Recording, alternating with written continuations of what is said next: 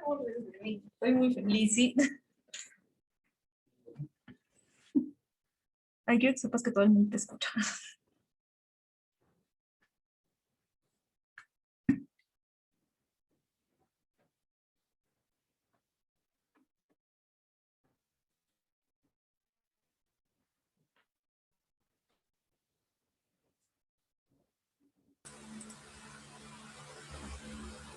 Buenas tardes.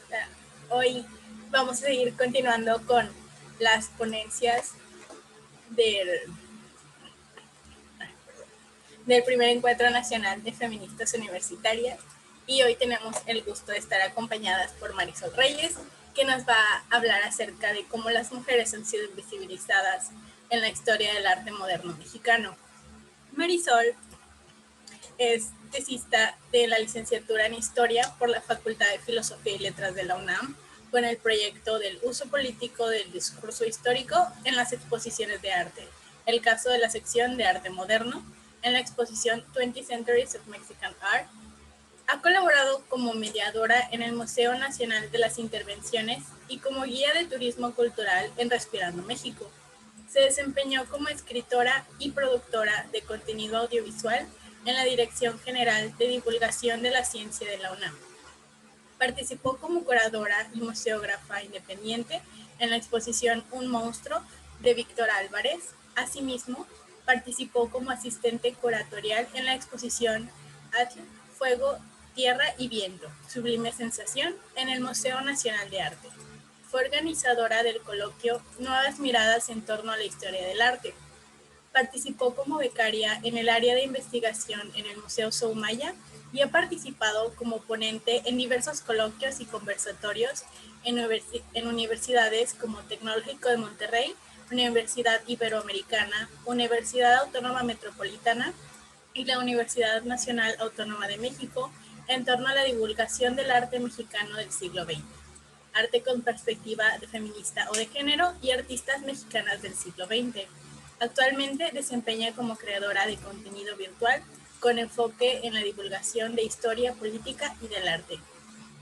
Estamos muy contentas de que Marisol nos acompañe hoy y le paso la palabra pues, desde el Frente Universitario Feminista.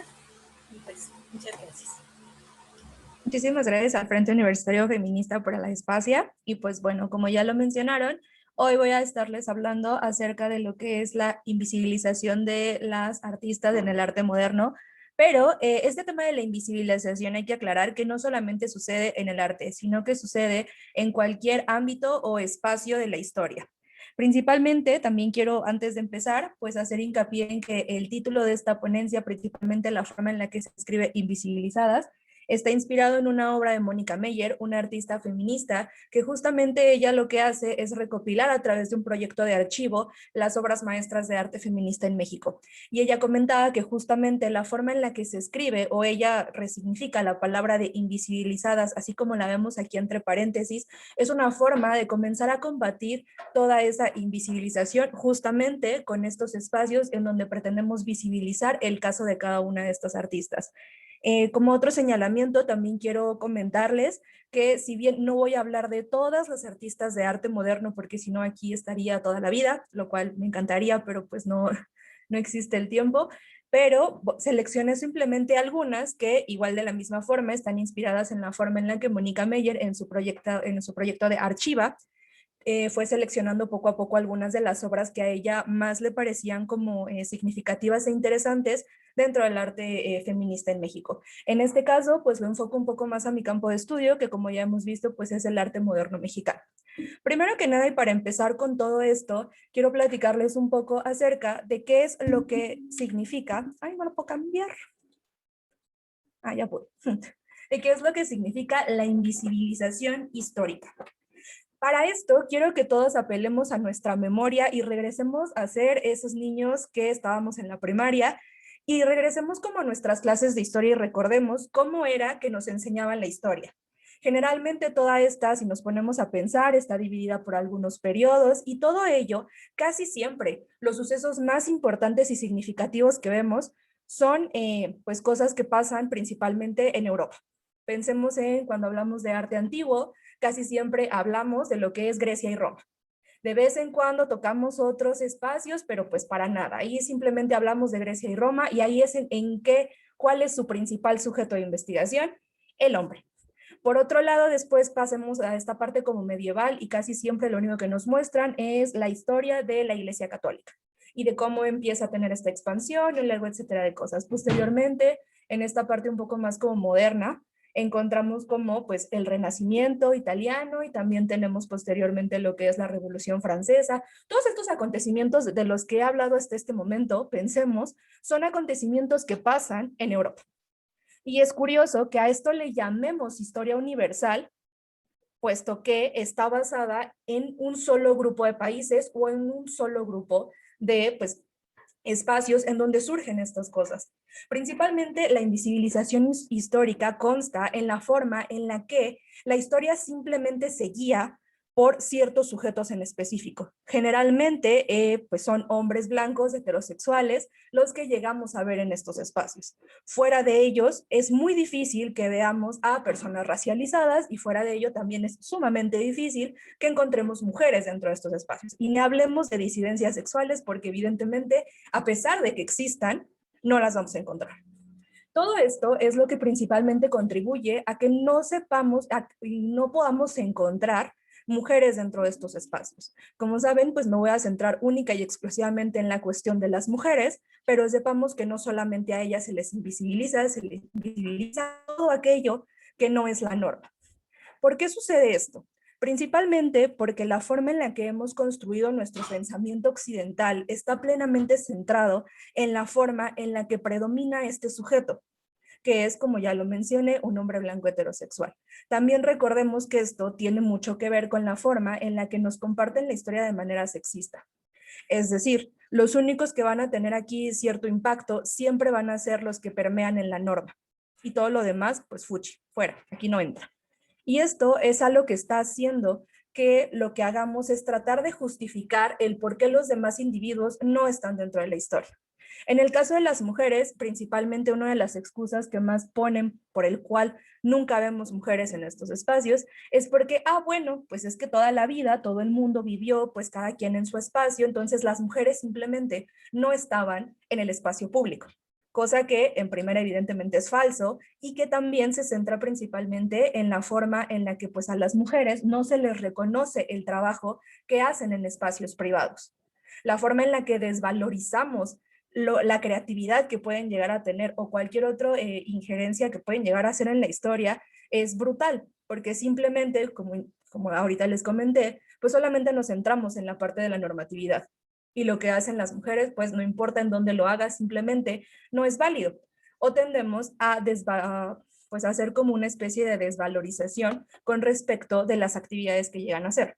Por ejemplo, a lo largo de la historia del arte, las mujeres en donde más se han desarrollado probablemente no sea en los espacios formales para la creación artística, es decir, talleres, escuelas, academias y un largo etcétera de esos lugares. Generalmente a las mujeres las encontramos en espacios que inclusive desvalorizamos llamando artesanía, como lo es el bordado, la cerámica, los telares, otro tipo de espacios que generalmente se desvalorizan y no se les percibe como con esta palabra vanagloriada que es el arte.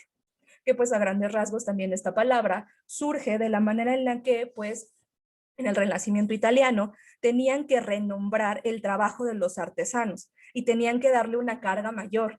Entonces, en realidad lo que pasaba con la palabra era la forma en la que le daban esta carga a quienes estaban creando actividades y trabajos para las personas más adineradas en el Renacimiento italiano.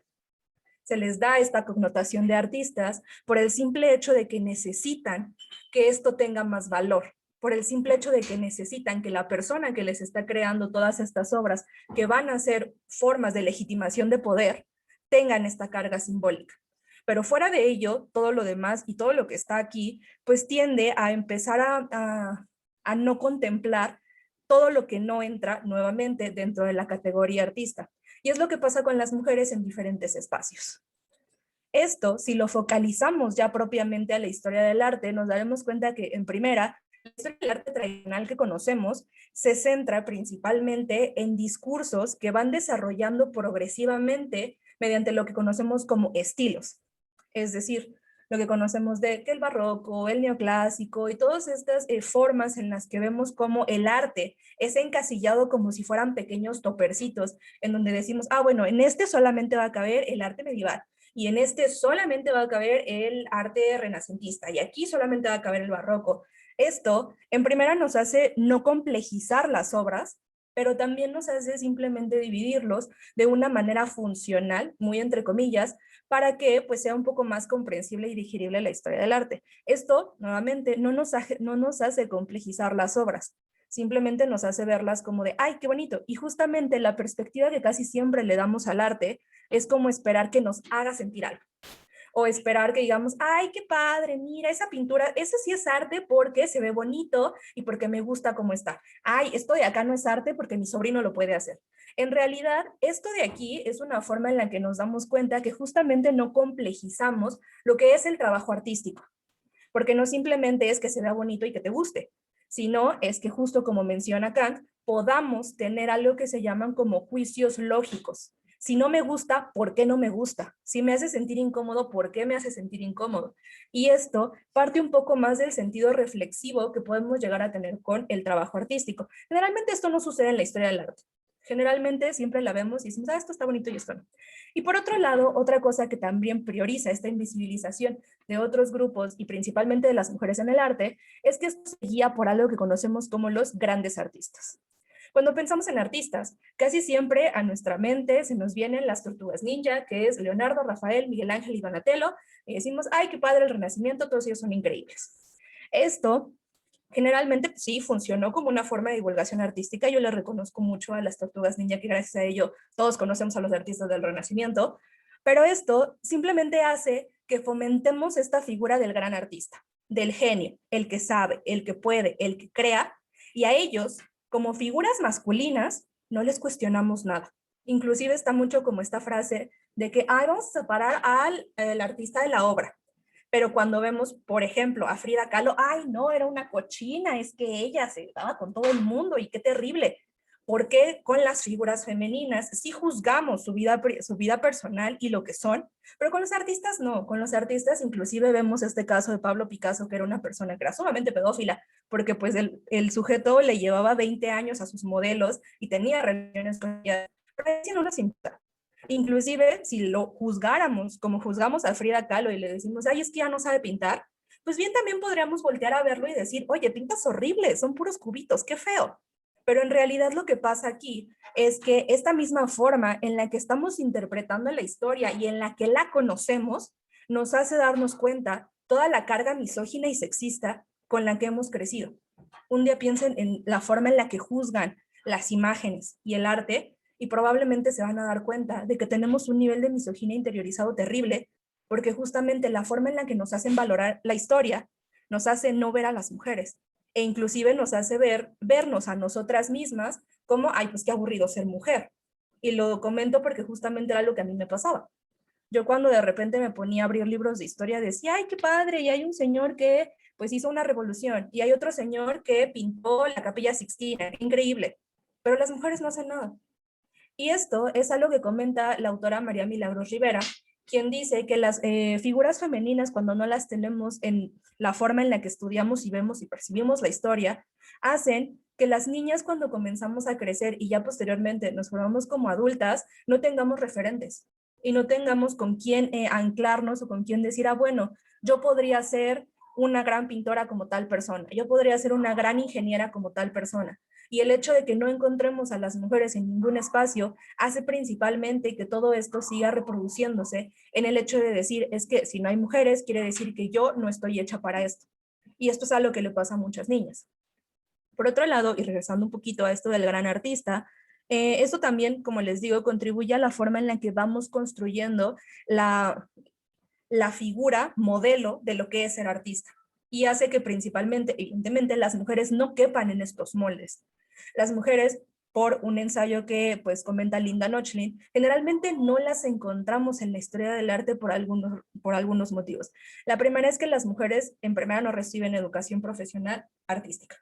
Gran parte de la historia las mujeres han sido segregadas de los espacios educativos y nunca han tenido como la posibilidad de poder desarrollarlo a menos de que posean ciertos privilegios. Por ejemplo, el caso de Artemisa Gentileschi, que sí es una pintora increíble, barroca, pero era una mujer blanca que tenía muchísimos privilegios y evidentemente por ello es que pudo desarrollar su pintura y que pudo tener como acceso a toda la educación artística. Esto no quiere decir que pues por ello vamos a desvalorizar su trabajo, sino también que el no complejizar la situación de las mujeres y el hecho de simplemente verlas como de, ay, la excepción de la mujer que pudo hacer una pintura muy padre, no nos hace darnos cuenta de que las condiciones de las mujeres siempre son bien diferentes y que las situaciones por las cuales llegan a desarrollarse o tener cierta visibilidad dentro de la historia es principalmente porque pues probablemente tuvieron algún privilegio, porque probablemente tenían contacto con otro pintor, porque probablemente su trabajo fue comprado por ciertas personas y por eso se recuperó.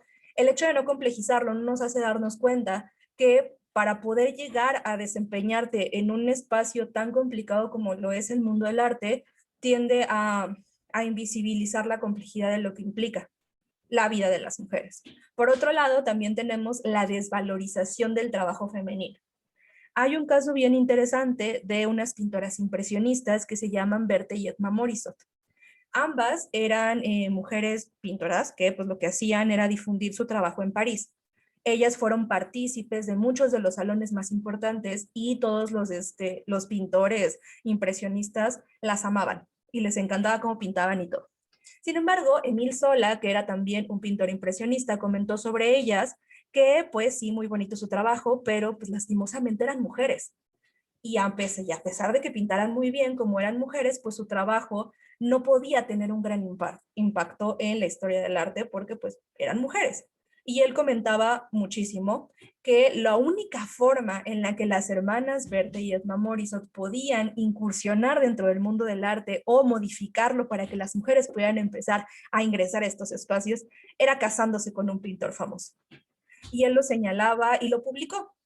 Lo importante de esto, pues sí, evidentemente es un comentario muy estúpido, por supuesto, pero lo importante de ello es darnos cuenta que el vato lo publicó y el hecho de que lo publicara hizo que la gente modificara el juicio que tenía frente a las hermanas y les dieran o las relegaran a otro tipo de espacios, ya teniendo como esta preconcepción de que, son mujeres, ergo, no saben pintar. A pesar de que yo vea y me guste su trabajo, son mujeres, no importa lo que. Y generalmente esta desvalorización, pongo este ejemplo, pero pasa muchísimo con muchas otras artistas. Y esto también viene a la segunda parte. Cuando los críticos desvalorizan el trabajo femenino por el simple hecho de ser mujeres, lo que sucede con ello es que ya quienes se encargan posteriormente de crear estos discursos, pues también las invisibilizamos y rechazamos su trabajo, es decir, los historiadores. Aquí quiero volver a mencionar el trabajo que hace Mónica Meyer en Archiva, porque justamente ella habla de que es bien fácil borrar a las mujeres de la historia. Es bien sencillo, porque el hecho de que no se encarguen de recuperar nuestra memoria a partir del archivo, eso implica que ya después va a ser casi imposible poder recuperar el trabajo. Y el hecho de que desde un principio un crítico contemporáneo te diga que lo que haces está mal y que ojalá te casaras con un hombre para que pudiera tener valor tu trabajo, hace que posteriormente historiadores, quienes nos encargamos de releer esas cosas, pues tendamos a ser selectivos y a sacar este tipo de trabajos de los espacios. Y principalmente una de las razones por las cuales existe la invisibilización histórica no siempre es por todo lo que haya pasado anteriormente, sino que la culpa principalmente es del historiador. Y aquí tenemos uno de estos ejemplos. Para ello, generalmente cuando uno estudia historia del arte y está como muy metido en esas cosas o le gusta, una de las primeras cosas que te hacen leer es a este señor. Perdón, es que tengo gripa y si no voy a empezar a tosar a lo loco. Lo primero que hacemos es leer a Ernest Gombrich. Gombrich escribió en 1959 una de los compendios de historia del arte más grandes y más completos de toda la historia del arte. En realidad a Gombrich le debemos muchísimas formas de análisis un poco más complejo de la historia del arte. Gombrich tenía formas muy increíbles de analizar las imágenes desde una perspectiva psicológica, desde una perspectiva histórica, y les daba un giro bien interesante a las obras, en donde no solamente teníamos que valorarlas por el qué bonito pinta o qué feo pinta, sino que aprendiéramos a complejizar lo que implicaba el crear una obra. Gombrich tenía estudios increíbles, muy bonitos, pero en este libro de la historia del arte, de casi 700 páginas, solo menciona a una sola mujer, que es Kate Wormans, que es, bueno, esa es la que pues estamos viendo ahí, porque creo que no pronuncio bien el apellido.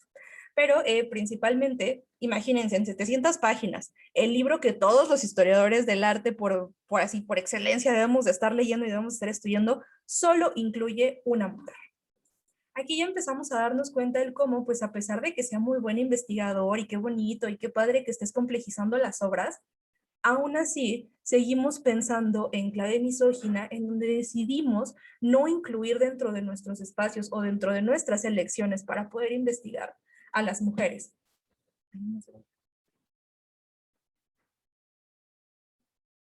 Ay, perdón. Es que si no voy a empezar con la tos y ustedes no quieren que eso suceda. Este es un ejemplo pues de historia como un poco más universal, lo que entendemos como historia universal, que también en teoría pues la historia del arte de Gombrich habla de toda la historia del arte, pues simplemente habla de Europa, lo cual también pues nos habla un poco de este eurocentrismo que hay en la historia. Pero si nos centramos en el caso de México, pues no nos va mucho mejor, porque también una de las principales obras para poder estudiar lo que es la historia del arte en México y que fue de las primeras obras formales, es decir, que realmente fueron creadas desde un punto de vista académico, fue la obra de la historia del arte en México de Justino Fernández. Y Justino Fernández en esta obra, que son varios tomos, menciona a Aurora Reyes, una muralista mexicana, y a otras artistas, pero las menciona solamente. Es como si las metiera dentro de un listado. Nada más porque le pidieron que hiciera el check de que estuvieron ahí, pero no profundiza en ellas, ni siquiera toca el tema de la pintura que hacen, ni siquiera complejiza el por qué pintan como pintan. Y generalmente a las que encontramos son artistas que ya están o que pertenecen a lo que consideramos como el arte moderno. El problema de las mujeres en el arte en México es que es bien difícil rastrearlas hasta antes del siglo XX, porque realmente a las mujeres era muy, muy difícil que lograran entrar a la Academia de San Carlos, que pues es la academia que principalmente monopolizó la educación artística. A las mujeres en México las encontramos en el bordado, las encontramos en lo que más llamamos artesanías, las encontramos en lo que es la cerámica, las encontramos en muchos otros espacios, pero jamás las encontramos en estos espacios académicos oficiales. Se tiene el registro de que en 1895 entró la primera mujer a la Academia de San Carlos, pero nada más. No se tienen obras, no se tiene ni el registro, no se tiene ni siquiera el nombre de quién era esta mujer. Simplemente dice, tal, una mujer entró. Qué padre. Para que vean que somos muy inclusivos, porque entró una mujer. Pero a pesar de que lograran entrar a estas academias, generalmente no se les permitía entrar a todas las clases. A las mujeres, principalmente en la Academia de San Carlos, no se les permitía entrar a algo que consideramos como el dibujo al natural. Es decir, que ellas estén frente a una modelo desnuda y puedan copiarla. ¿Por qué? Pues porque es muy inmoral que una mujer que tiene ese cuerpo vea a otra mujer desnuda. ¿Cómo podemos hacer esta inmoralidad? Los hombres sí, ellos sí pueden hacer lo que quieran, pero las mujeres no. Generalmente a las mujeres pues ni siquiera las dejaban entrar en estas clases y esto también hacía que tuvieran cierto rezago en la misma academia y cuyo única opción para ellas que se querían dedicar a las artes era ser las ayudantas de cualquier otro pintor y cualquier otro artista. Y esto es algo que pasaba muchísimo. Las mujeres terminaban haciendo gran parte del trabajo del artista y el crédito se lo quedaba a él. Esto fue algo que le pasó, por ejemplo, a Camille Claudel con Rodin, señor que también es una persona bien nefasta, pero la gente no quiere aceptar que los artistas son bien nefastos, pero pues este sujeto, por ejemplo, acomodaba a las mujeres de maneras así, en posiciones muy, muy, muy feas, en donde empezaban a generar dolor y él no las esculpía inmediatamente, las dejaba ahí y ya hasta que empezaban a sudar del dolor y empezaban a tener gestos de mucho dolor, ya empezaba a esculpir. Antes, no. Y pues las tenían que dejar ahí y las modelos que se presentaban en el estudio de Rodin tenían que esperarse. Generalmente quien le ayudaba muchísimo a estos trabajos era Camille Claudel. Y pues hasta muchísimo después ya fue cuando se recuperó a Camille Claudel y se empezó a difundir un poco más su obra. pero hasta antes, no. También esto pasaba mucho con Diego Velázquez, con su ayudante que era su esposa Juana Pacheco, quien también, pues muchísimo tiempo ella estuvo pues terminándole sus obras, pero pues a nadie le importa, nada más nos importa cuando vemos que, ay, Diego le terminaba sus obras a Frida, y ahí sí nos duele, y ahí sí está muy mal, y qué vieja tan floja, pero cuando lo vemos en clave de los artistas hombres, ahí sí decimos, ay, pues sí, claro, era un genio, él tenía que tener tiempo para poder desahogarse. Y eso es algo que pasa muy seguido. Lo importante y el problema de todo ello es darnos cuenta principalmente el cómo vamos discriminando estos nombres, cómo los vamos sacando, cómo vamos puliendo en teoría lo que vamos escribiendo y lo que vamos redactando, con todo lo que implica la reconstrucción de la historia del arte y de la historia en general, y vamos borrando todos estos nombres. Para ello les dejo aquí como un performance que se hizo hace poquito en el Museo Nacional del Prado, que fue hecho por María Jimena. Ella en este performance lo que hacía era justo agarrar la obra de Gombrich, esta de la historia del arte de Gombrich, y con una regleta y unas tijeras empezó a recortar varias páginas y a partir de ello fue agregando 70 nombres de mujeres artistas, como una forma de comentar el cómo pues las mujeres justamente no se nos incluyen. Mucha gente nuevamente salió como con esto de que eso no es arte. Claro que puede ser arte por muchísimas otras razones, principalmente por la denuncia que está haciendo para darnos cuenta que justamente las mujeres no nos encontramos en estos espacios. Ya teniendo todo este panorama aquí, también sepamos que, o sea, sí, habemos muchos historiadores que ya no escribimos y podamos decir, bueno, pero pues actualmente debe ser diferente. Esto proviene de unas estadísticas que hace el Museo Mexicano de la Mujer, que también fueron hechas por Mónica Meyer, quien comenta que aunque el 99% de las personas que estudian historia del arte son mujeres, el 75% de las columnas de crítica de arte en los diarios las escriben hombres. ¿Qué implica esto? Pues bueno, implica que la forma inclusive en la que se nos comparten las artistas mujeres tiende a estar permeada por la visión sesgada de los hombres que justamente vuelven a desvalorizar el trabajo. Pongo otro ejemplo. Cuando vemos estas imágenes de la pintura rupestre, que todo el mundo dice, es que son hombres que están cazando y las mujeres se quedan en la cueva. Hasta hace poco una misma investigadora de historia del arte les dijo, ¿y por qué sabes que los cazadores son hombres si no tienen ningún tipo de rasgo fisiológico que diga que lo son? A partir de ello, pues sí se pusieron como a pensar y dijeron, oye, sí, sí es cierto. Probablemente estamos permeando nuestra propia visión patriarcal actual a la interpretación de la historia. Y pues es algo que hasta la fecha se sigue discutiendo y muchos señoros antropólogos que afirman que los hombres casaban y las mujeres se quedan en la cueva, pues son los principales que están enojados por este tipo de cosas. Esto lo comento principalmente porque podríamos pensar que ya no somos tan malvados y ya compartimos más obra de mujeres, pero les enseño la forma en la que se hace. Por ejemplo, esta nota tiene una semana de que las galerías más caras no quieren a las mujeres artistas y en Arco tampoco. Esta Arco, a grandes rasgos, es como la zona maco de España. Y pues aquí nos ponemos a ver, y si nos ponemos a checar las estadísticas, los museos ni las galerías compran arte de mujeres, no les interesa. A pesar de que sepamos que existen, de que actualmente ya hay muchísimos más estudios con respecto de la obra artística de las mujeres, pues nadie las quiere comprar. Y eso también habla de cómo podría llegar a desprestigiarse, porque inclusive en esta nota del diario donde no quieren comprar arte de mujeres, hablan que el comprarlo implicaría desprestigiar la colección. Y esto es pues una de las cosas más terribles que podemos encontrar. Por otro lado, en yo me he encontrado como muchísimas de estas y cada que las veo no saben cómo me enojo, que es 10 pintoras mexicanas que no son Frida Kahlo. Es como de, ay, sí, solo conocemos a Frida y la hacemos tirar al diablo. Está muy padre que quieran hablar de otras, pero la forma en la que nos comparten esta nota es una forma muy terrible en la que nuevamente invisibilizamos realmente el trabajo de Frida Kahlo. Todos sabemos quién es, todos las vemos en llaveros, todos las vemos en tacitas, pero realmente no sabemos qué pintaba.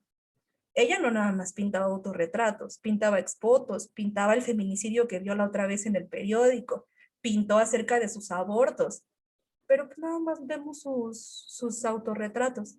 Y a partir de ello, pues la desvalorizamos para poner frente a ella el trabajo de los artistas.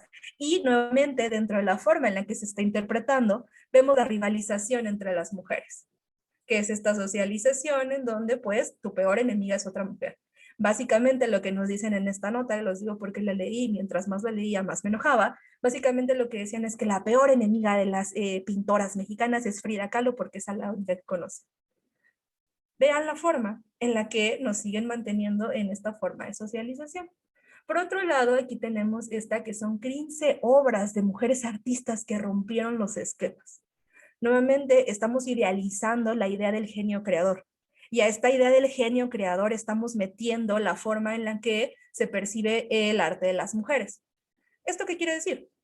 Pues a grandes rasgos, lo que estamos diciendo aquí es que, pues, si las mujeres llegan a este punto es porque son extraordinarias, porque rompen esquemas. Y no es cierto, en realidad es porque tenían un montón de desigualdades y que justamente el hecho de que pudieran romper con estas desigualdades probablemente tiene algo que ver con los privilegios que tenían, probablemente tenía que ver con el espacio en donde se encontraban, probablemente tenía que ver con que fueran mujeres muy adineradas o que fueran mujeres blancas, y estamos nuevamente quitándole toda la carga a lo que implica la opresión femenina y la forma en la que vivieron todas estas mujeres el sexismo. Cuando simplemente hablamos de que son mujeres muy grandes y hacen cosas bien padres, no estamos complejizando el trabajo que tienen.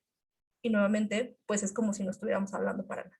Esta última a mí me encantó, yo la amé, que fue las 10 prostitutas más famosas de la historia.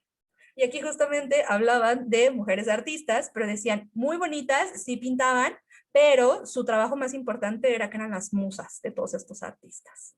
Y yo de verdad lo vi y dije, ¿por qué existen estas personas escribiendo? ¿Por qué estas personas escriben? Esta fue escrita, no tiene mucho, hace unos 3, 4 años. Incluso yo la vi, luego le tomé captura porque enoja muchísimo darse cuenta que la única forma en la que tenemos la posibilidad de aparecer dentro de los libros de historia, dentro de los museos de historia, es a partir de la hipersexualización. Y era algo que justamente las activistas Guerrilla Girls ya habían mencionado a partir de estudios que hicieron en los museos de arte moderno en Nueva York a mediados de los 80s, ellas comentaban que dentro de los museos de arte, solamente el 5% de las artistas eran mujeres, pero el 85% de las obras eran desnudos femeninos. Y era una forma de comentarnos el cómo las mujeres en el mundo del arte simplemente se nos ve como una forma de hipersexualización.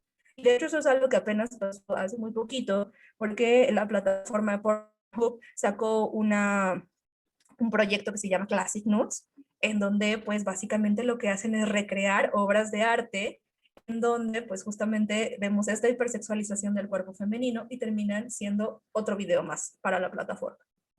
Y pues básicamente eso nos habla del pequeño paso que es el ver a las mujeres o el cuerpo femenino desde la hipersexualización y terminar en escenas pornográficas. No tiene gran diferencia. Mucha gente que es purista del arte por este tipo de cosas se ha enojado muchísimo conmigo porque dicen, es que no estás viendo la calidad estética. Sí, sí la estoy viendo, pero también hay que darnos cuenta que existe una intencionalidad en la obra. Y que justamente por ello es que las mujeres casi siempre, sí somos muy retratadas en el arte, pero nunca se nos ve realmente desde la perspectiva y desde la propia mirada que podemos tener hacia nuestros cuerpos. Y eso es algo que justamente vamos a ver ahora sí. Por otro lado, quiero empezar ahora sí a hablar como de todas las mujeres y en particular focalizarlo a las mujeres dentro del arte mexicano y principalmente dentro del arte moderno, con esta cita de una feminista radical llamada Germaine Greene, que justamente hizo una obra muy interesante acerca del por qué las mujeres no aparecían dentro de la historia del arte o la experiencia femenina dentro del arte. Ella hablaba de que no existen mujeres Leonardo, mujeres Tiziano, mujeres Poussin, pero la razón no está en el hecho de que las mujeres tengan útero, que puedan tener hijos, que sus cerebros sean más pequeños, que les falte vigor o que no sean sensuales. La razón es simplemente que no pueden nacer grandes artistas de egos dañados, de voluntades débiles, de líbidos reprimidos y de energías desvividas en neurosis. Esta frase, digo, si la sacamos un poquito de contexto y de la obra, pues puede parecernos un poco grosera e impactante por la forma en la que trata a las mujeres. Sin embargo, ella comentaba que justamente y recopilaba los testimonios de cómo los mismos críticos de arte pues decían que justamente las mujeres no tenían una cabida dentro del espacio artístico porque había un montón de cosas fisiológicas que justificaban la desaparición de las mujeres dentro de estos espacios. Y a esto pues simplemente quiero iniciar diciéndoles que pues evidentemente no.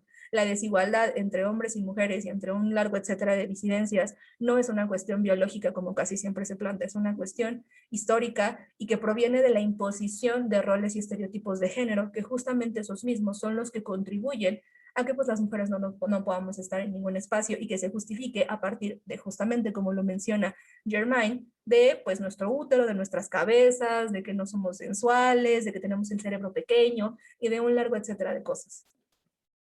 Ahora sí, hablemos un poco acerca de cómo es que vamos a reconstruir esta historia del arte moderno, pero desde la mirada femenina. Primero que nada, quiero decirles el por qué seleccioné este periodo. No es solamente porque sea lo que trabajé, sino también porque aquí es un poco, es más fácil para mí hacer. Y era como lo que les comentaba. Hasta antes del siglo XX, el encontrar mujeres en la historia del arte mexicano es muy difícil. Porque las mujeres, el machismo en México es terrible. Entonces, las mujeres no están presentes en muchos espacios. Y las desigualdades socioeconómicas que existían entre estos mismos pues espacios era lo que principalmente hace que las mujeres no puedan estar fuera, ya sea del espacio privado en la casa o en espacios de obreras y campesinas. Las mujeres no tenían tiempo para crear cosas artísticas. ¿A qué se dedicaban principalmente? Insisto, las podemos encontrar en el bordado, en la cerámica y en un largo etcétera de cosas que pues, denominamos como artesanías, pero en otros espacios no. A partir de finales del siglo XIX, un proyecto del Porfiriato es brindarles a las mujeres educación. Dentro de esta educación, lo que se hace es tratar de darles una vocación y una profesión. A las mujeres se les empieza a incorporar en los sectores, principalmente de la educación secundaria, y a partir de ello se empieza a darles apertura para que entren a las normales, para que puedan ser profesoras. A partir de ello, esto funcionó muchísimo para que las mujeres comenzaran a tener otro tipo de dinámica en la cual se empezaban a introducir en lo que es la vida pública. Y a partir de ello era muchísimo más sencillo que empezaran a desarrollar otro tipo de capacidades y habilidades. Por otro lado, el proyecto de modernización que surge a principios del siglo XX también lo que hace es propiciar a que pues empiecen a haber un pequeñísimo, muy pequeño incremento de las clases medias. Es decir, que exista la posibilidad de que las mujeres y un gran sector de la población no simplemente se dediquen, o uno, a ser personas herederas que tienen mucho dinero, o que sean obreros y campesinos. Este incremento de las clases medias lo que hace es poderles brindar una pequeña oportunidad para poder comenzar a desarrollarse en otros espacios. Por otro lado, también tenemos lo que es la forma en la que se empieza a hacer este sentido de identidad nacionalista. Después de lo que es la Revolución Mexicana, el país está en ruinas. No solamente en ruinas literales, sino también ideológicas. No hay algo que defina lo que es ser mexicano, no hay una identidad colectiva, no hay nada que pueda amalgamar lo que es el proyecto de nación. ¿Qué es lo que se hace? Pues bueno, hay un señor que se llama José Moreno Villa, que hace un texto en donde habla acerca de lo mexicano, qué es lo que compone lo mexicano. Y aquí es en donde empiezan a surgir todos estos mitos bien divertidos de lo que conocemos que es el ser mexicano. Cuando es la independencia de México, que vemos que todo el mundo está vestido como revolucionario, muy entre comillas, esos estereotipos son principalmente los que surgen en este momento.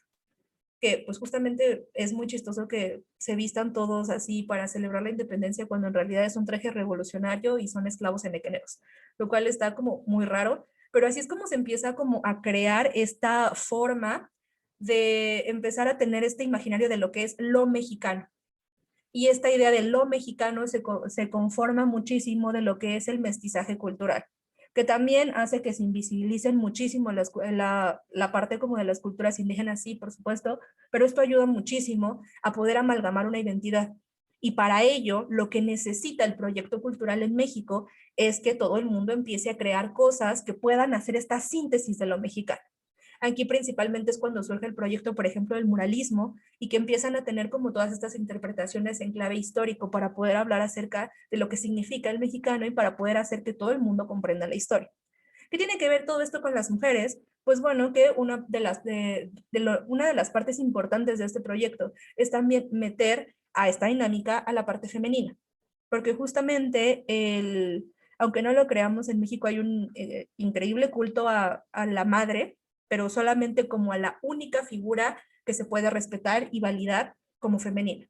Sepamos también que en estos espacios a las mujeres se les ve casi siempre desde lo que consideramos como el Madonna Whore Complex. O eres la santa muy santa, buena muy buena, la que es la madre, la que es pura, la que es increíble, la que puede sobresalir en la sociedad, como esto que nos dicen que las buenas feministas son las astronautas. Toda esta idea pues parte principalmente de lo que es la parte positiva. Y la parte negativa es ser justamente una mujer que pues está gritando, que es grosera, que pues es como toda esta parte de la puta y de la malvada. Y todo ello es a lo que se trata de alejar de la construcción de lo que implica la identidad de lo mexicano.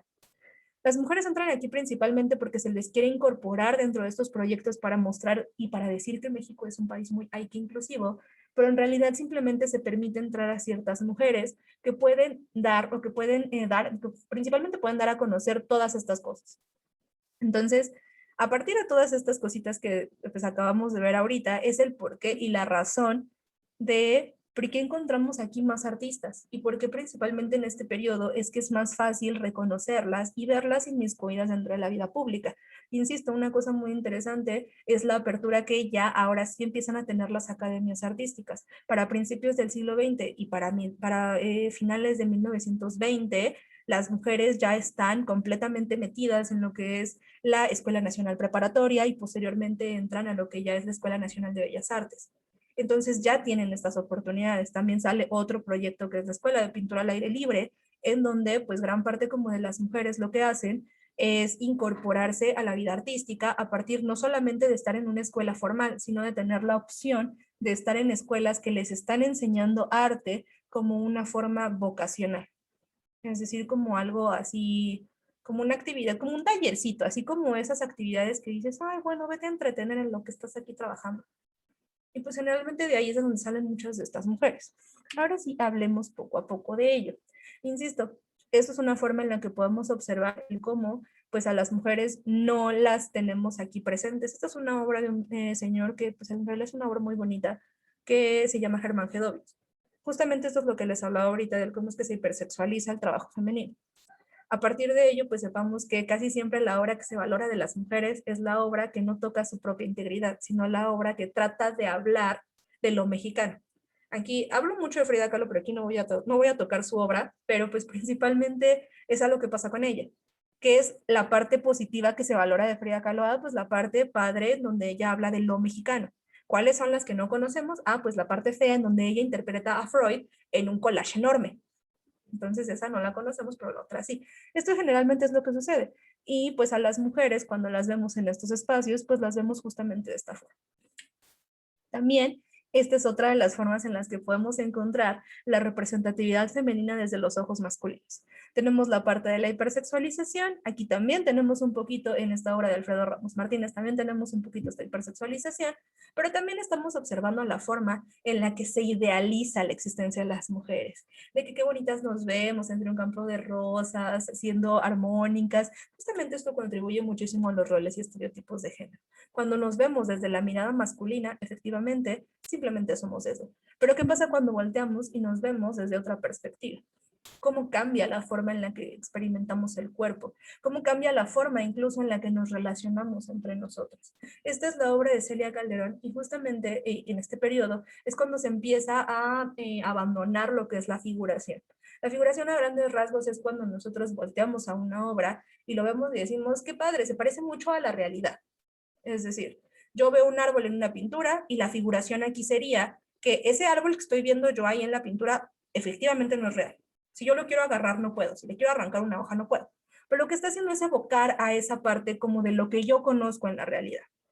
En el arte moderno, cuando empezamos a abandonar esta figuración, empezamos a descomponer las formas para poder llegar a un punto de las formas puras, que ya posteriormente es todo lo que vemos en el arte abstracto, que ya solamente son las formas.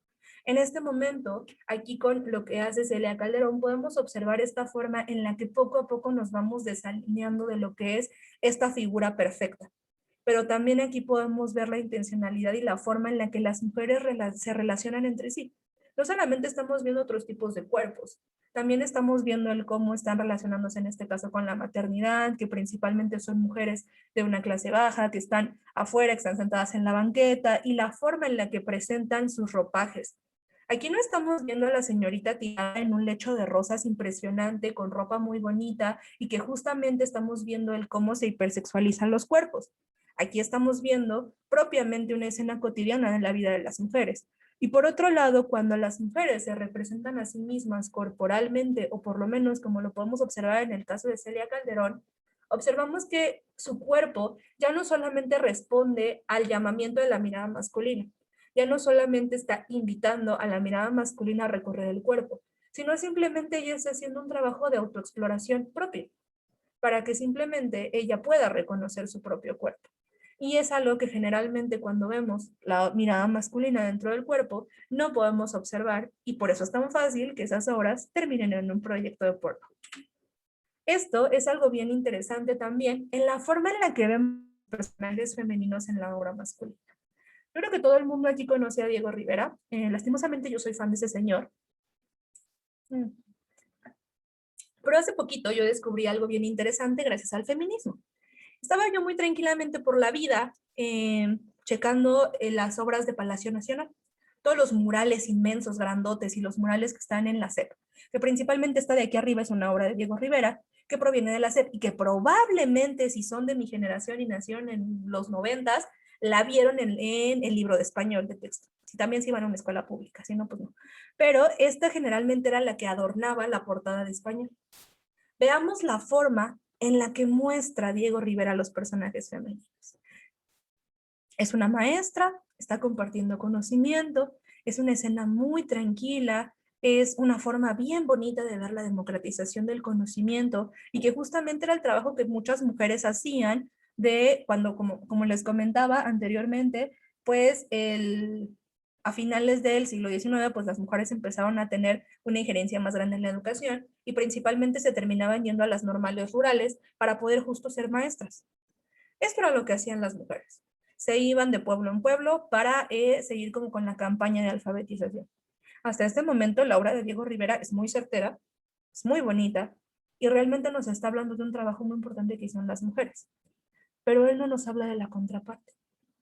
Esta obra que vemos aquí abajo es de la muralista Aurora Reyes, a la cual se le negaron hasta el cansancio espacios para poder pintar.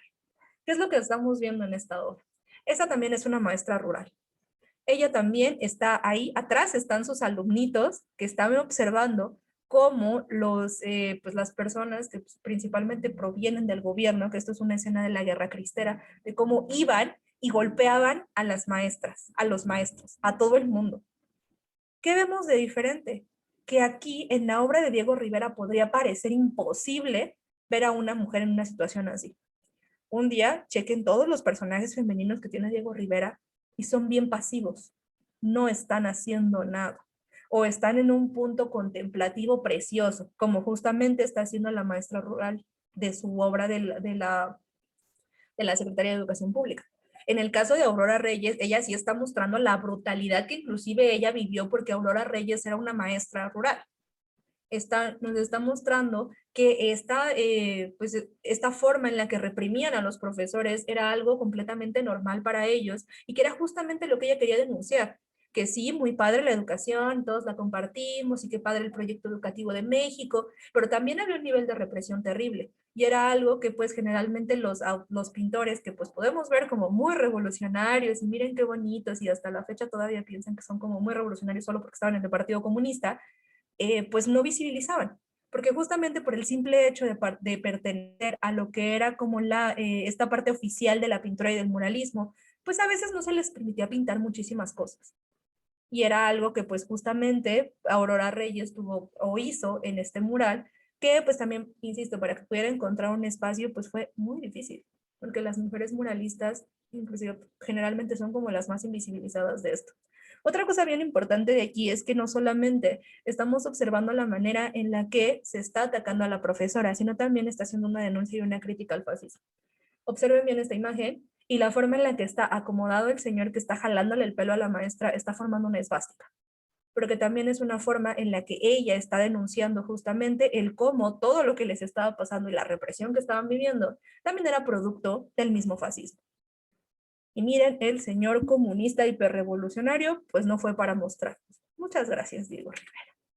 Por otro lado, aquí observamos otra de las artistas que también, pues la forma en la que a ella la tocan últimamente a mí me enoja muchísimo, porque también es como María Izquierdo, la pintora que supera 1000 veces a Frida Kahlo. Y es como de que no, la rivalización entre mujeres artistas, no, por Dios, no. Inclusive eran muy amigas también, y es algo como muy, muy contradictorio saber y darse cuenta que entre mujeres artistas se apoyaban muchísimo. Y entre mujeres artistas crearon muchísimas comunidades entre ellas para poder pues seguir creando porque sabían que el mundo del arte dentro de México era un mundo tremendamente misógino y pues justamente entre ellas se hacían como diferentes reuniones para poder tener como esta forma de compartir conocimiento. En las obras de María Izquierdo, más allá de las que conocemos del Viernes de Dolores, que es en donde ella está frente a un altar, que también María Izquierdo salió en los libros de texto gratuito, aquí tenemos dos obras bien interesantes que son alegorías al trabajo. En ambas, observemos a los personajes femeninos. De hecho, en todas las que vayamos a ver, observemos cómo se representa y las acciones que están haciendo los personajes femeninos. Principalmente en la de la derecha, es una alegoría bastante triste a la forma en la que ella percibía la situación de las mujeres en su época. Ella justamente hablaba de que para que las mujeres pudieran sobresalir en diferentes espacios, pues era algo sumamente difícil porque poder salir de esas cadenas y poder salir de esos espacios y de esas dinámicas era algo que a ellas les costaba muchísimo trabajo y que justamente era algo que trataba de denunciar en muchas de sus obras. Por otro lado, en la otra alegoría del trabajo, también observamos el cómo las mismas mujeres están frente al cómo no pueden nuevamente acceder a estos espacios públicos y a pesar de que lo hagan, siguen teniendo muchos obstáculos para poder hacerlo. María Izquierdo también tiene algo bien interesante, que justamente ella también trató de desarrollarse dentro del muralismo mexicano, pero, oh sorpresa, los tres grandes muralistas mexicanos le negaron el espacio dentro de diferentes pues, instituciones académicas. También a María Izquierdo, pues creo que, no recuerdo cuál de los tres fue, pero pues le dijeron que no, que ella no era muy buena pintora, que ella no podía estar en un espacio tan importante como lo eran los edificios públicos de gobierno y que pues no, muchísimas gracias por su proyecto, pero no se iba a realizar. Justamente ese tipo de acciones en donde María Izquierdo notó que existía esta desigualdad fueron las que la motivaron a criticar la situación de la mujer, porque a pesar de que ella había tenido mucho reconocimiento individual por su pintura, se había dado cuenta que en su propio país no había una forma en la que ella pudiera compartir su mismo trabajo, porque pues sus mismos compañeros hombres truncaban lo que significaba esto. Ahora, por otro lado, también retomando un poquito lo que es el tema de María Izquierdo, pensemos también en la forma en la que las mujeres se expresan de sí mismas.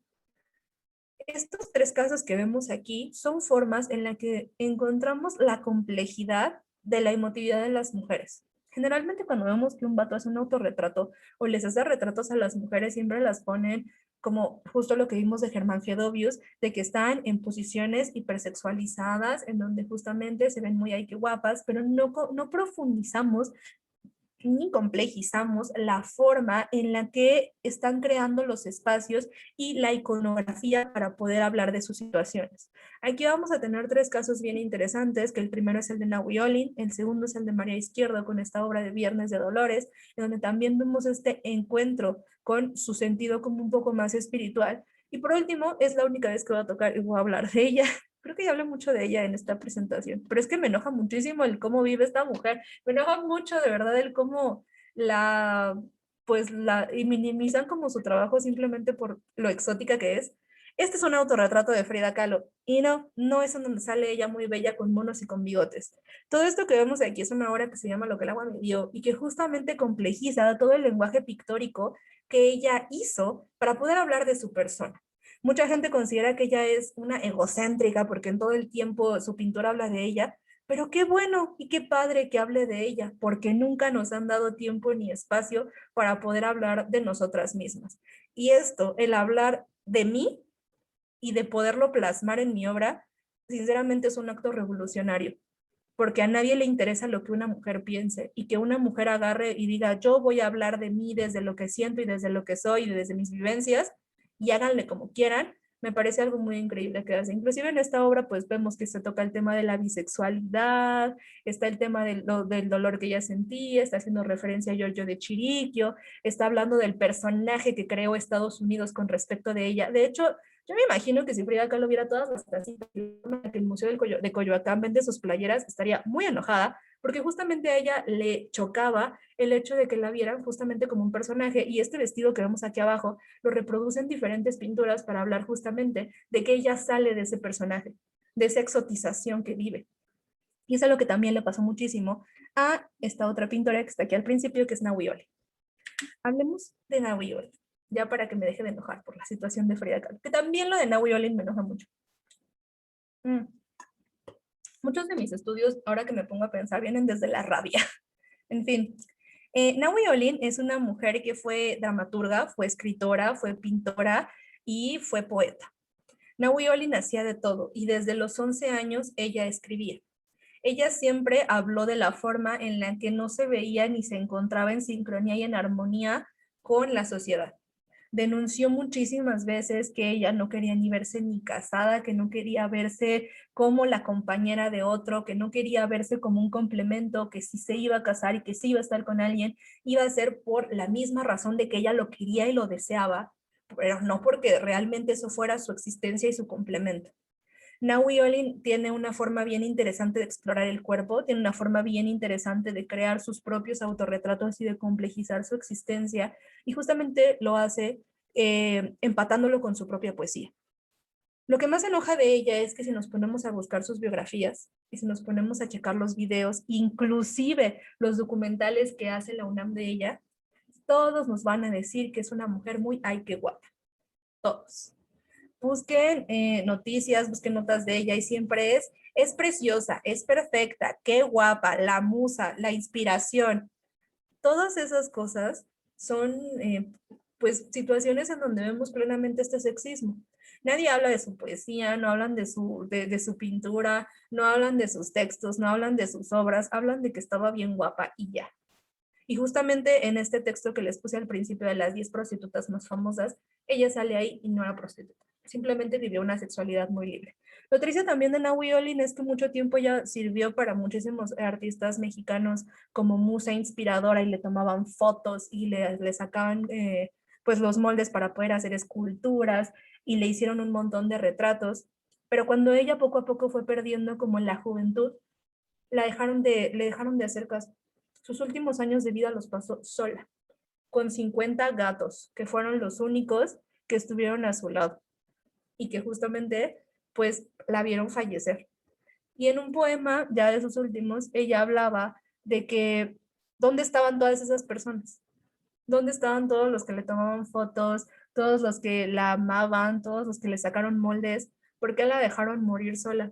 Después de un tiempo ella se retiró muchísimo de la pintura porque básicamente ya comentaba que quedó asqueada de ello, y pues gran parte ya posteriormente de su obra pues hablaba un poco más de su vida cotidiana. Sus últimas pinturas son gatitos porque justamente eran quienes estaban a su lado. Leería un poco del poema que dejé aquí, pero las cámaras me lo tapan, entonces lo dejo a que ustedes lo lean. Es un poema muy bonito y pues justamente ella complejiza la forma en la que ella percibe su cuerpo, la forma en la que percibe su existencia. Ella sí hizo muchísima autoexploración del cuerpo, pero no lo hacía desde esa manera morbosa y de presexualización que hicieron muchísimos vatos que estuvieron a su alrededor.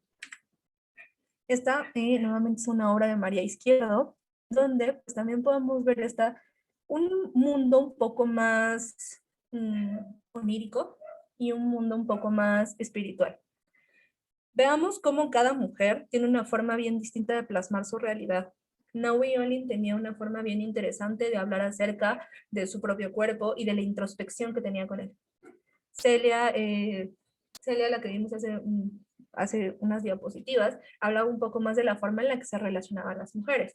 Frida Kahlo tenía un complejo lenguaje pictórico para hablar de su vida y de su realidad. Veamos ahora cómo María Izquierdo tiene una forma bien interesante de hablar de su mundo de sueño y espiritual. Esta obra que vemos aquí al lado, que es Sueño y Premonición, nos habla de que un día María Izquierdo estaba ella muy tranquila en su cama durmiendo y tuvo una pesadilla en donde se veía a sí misma con la cabeza decapitada y veía cómo su cuerpo corría alrededor de ella, mientras un montón de máscaras con su cara la observaban. Ella hablaba de que en este sueño había tenido una profunda como sensación de tristeza porque no podía moverse, porque solamente se sentía como una cabeza inútil e inerte, y lo pintó. Posteriormente, en 1947, ella sufrió de una hiperplejia y perdió la movilidad en todo el cuerpo. Ella lo tomó como una forma en la que tuvo la premonición de que eso le sucedería a su cuerpo, de que esa desesperación sucedería. Poco a poco ella volvió a tener como la movilidad, tuvo que trabajar muchísimo para poder hacerlo, pero volvió a pintar. Y esto es bien interesante porque lo pintó a modo de exvoto. Otro lugar en donde podemos encontrar a las mujeres recurrentemente en el arte es en exvotos. Los exvotos son estos pequeños como imágenes en donde se les da gracias a Dios o a los santos por un milagro que hacen. Generalmente estos son dibujados o pintados por mujeres y con los materiales que se encontraban por todos lados. Muchas artistas mexicanas de este periodo recuperan los exvotos justamente porque los reconocen en primera como arte popular y quieren volver a darle este impacto al arte popular, pero también porque los reconocen como espacios de creación femenina.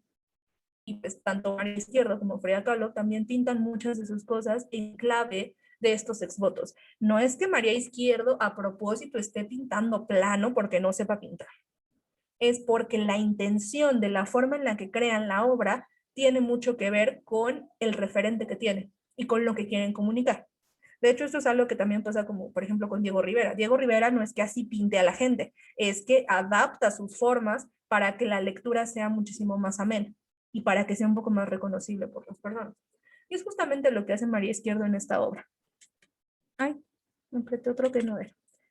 Ay, esta es una pintora. Vamos a salir ahora un poquito de las que son propiamente mexicanas. Veamos ahora las que encontraron en México un espacio para poder crear y desarrollarse. Ella es Rosa Rolanda o Rosa Covarrubias. Generalmente a ella también le tiene como esta mala fortuna de que, ay, sí, la esposa de Miguel Covarrubias, qué padre. Porque las mujeres no somos personas autónomas. Las mujeres generalmente somos la esposa de, la prima de, la hija de o la nieta de. Casi nunca somos mujeres autónomas que pueden tener como su nombre en sí mismo. Y a Rosa Rolanda le pasa algo muy similar. A ella todo el tiempo, mientras la encontramos como en textos clásicos de arte mexicano, siempre se le nombra como Rosa Covarrubias o como la esposa de Miguel Covarrubias. Ella lo que hacía a grandes rasgos, pues fue una mujer que se metió en todos los campos artísticos habidos y por haber. De hecho, es bien interesante notar el cómo las mujeres que vemos en estos espacios artísticos tienen un nivel de multidisciplinaridad increíble. Es como el momento en el que tomas en cuenta que eres libre de crear lo que quieras, pues agarras y empiezas a crear en todos lados, porque si te están dando la oportunidad, abrázala. Y las mujeres que vemos aquí generalmente pues son mujeres que incursionan en muchos campos, y ella principalmente incursionó en la danza, en el teatro, en las coreografías, y pues también incursionó un poco en la fotografía y en la pintura. Veamos el dinamismo y el cómo nos muestra el movimiento que tiene su obra. En este que es un autorretrato que está aquí de este lado, en el lado izquierdo, veamos la forma en la que seguía su cuerpo, en cómo sujeta su cara y en el cómo, inclusive a pesar de que parezca que está como estática, sentimos como que está moviéndose, como que tiene esa forma en la que está como teniendo esta especie como de arco o de serpentina en la forma en la que está acomodando su cuerpo. Veamos las figuras que están en la parte de atrás y todas son pues formas que están evocando a una coreografía. Ella nos está hablando de la importancia que tiene el movimiento y la dinámica de los movimientos en su propia obra y en su vida. Insisto, vean cómo va cambiando la mirada que cada una le está dando a su propia interpretación, el cómo cada una tiene una forma bien distinta de percibir su propia realidad. Y ella pues tiene mucho esta forma en la que comienza como a meternos estas diferentes como dinámicas en las que vemos justamente la forma en la que ve esta coreografía. De hecho, lo contrastamos un poquito como con esta foto que pues es ella en medio de una coreografía y veamos cómo la posición y la forma en la que ella pone su cuerpo en esta foto tiene mucho que ver con diferentes de los cuerpos que vemos en la parte de atrás de su autorretrato. Trata de evocar ese movimiento de la danza. Ahora tenemos otra vez a Aurora Reyes. Ella fue la que creó este mural que les enseñé de la maestra rural, pero ahora veamos en cómo ella se representa y se ve a sí misma. No solamente ella se ve en esta maestra rural que fue atacada, sino también ella se ve en esta dinámica en donde crea redes y espacios seguros con otras morras.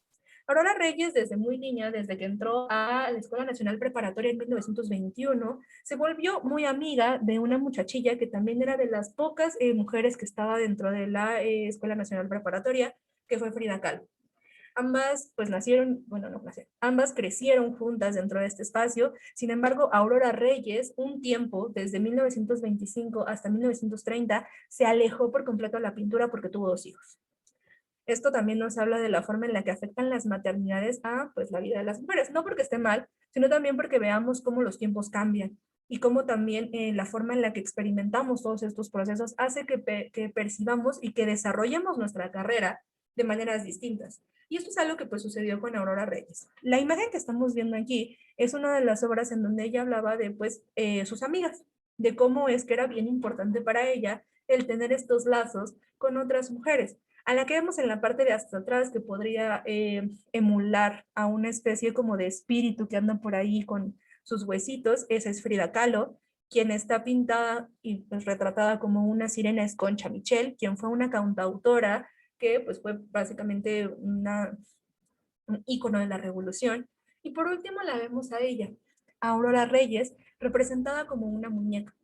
Nos ponemos a ver, todos son como, o todas las temáticas que tiene esta misma obra en donde representa a sus amigas, está evocando un poquito esta parte como más lúdica y de juego, y está recuperando juguetes tradicionales mexicanos para poder hablar del dinamismo y del cómo ella se siente pues con sus propias amigas. Esto nos habla de estos lazos que a lo mejor podríamos o no llamar sororidad, pero yo prefiero sí hacerlo por una cuestión política, porque prefiero reconocer todas estas formas en las que encontramos estos lazos y este pacto político mutuo entre morras, reconocido principalmente en la forma en la que ellas están estableciendo estos espacios y que posteriormente veremos con otro grupo de pintoras.